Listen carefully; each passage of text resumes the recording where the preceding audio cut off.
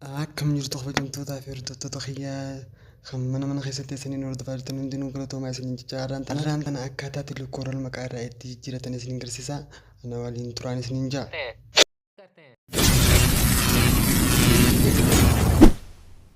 Keenya kanarraa irratti akkaataa tilkooral maqaa itti irraa jijjiiranii isin agarsiisa. Hordoftoota kiyya na faana bu'aan isiniin ja'a. Iddoo yeroo tokkaaf aappii tilkooral kanarratti gad tuqinaa. Eega gad tuqineen booda piroofaayilii gama gubbaa jirtu san yeroo takkaaf gannee cuqaasna. Gama xiyyaan isin agarsiisu kana jechuudha.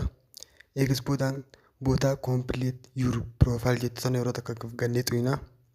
Erga gad tuqineen booda gama keessaatti nu naqa. Erga gama keessaatti nu naqeen booda first name jettu tanarratti gannee tuqinaa. Maqaa barbaanne maqaa keenya yookaan maqaa keenya oriijinaala yookaan maqaa keenya kan barbaanne itti guuttachuu ni dandeenya.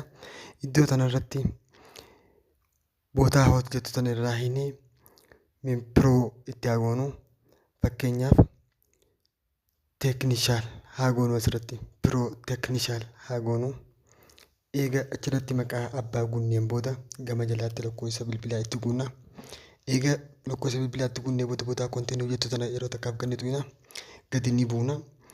Booda iddoo jireenyaa Itoophiyaa taatus Itoophiyaa, iddoo jirtan Suudi Arabiyaa taatus Suudi Arabiyaa gootanii bira dabritan.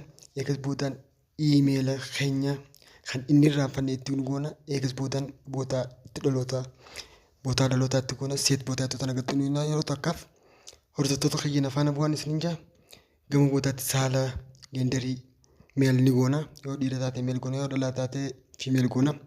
Eegas boodaan hordoftoota kiyya bootaa seef jettu tana ni tuqina. Akkuma argitan hunnoo piroofaayiliin kiyyaa fi maqaan kiyyaas jijjiiramee jira. Hordoftootaa fi kabajamtoota kiyyaa akka waan dabartan abdiin qaba.